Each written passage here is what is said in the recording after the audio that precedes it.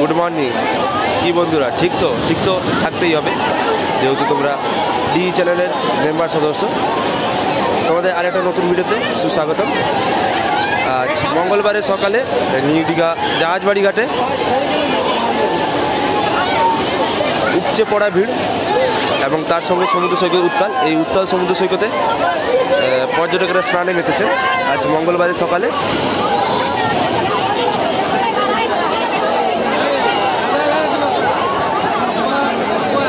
আজ মঙ্গলবারের সকালে নিউ দীঘা জাহাজবাড়ি ঘাটে একদম প্রচণ্ড পরিমাণে ভিড় দেখতে পাচ্ছেন ভিডিওর মাধ্যমে।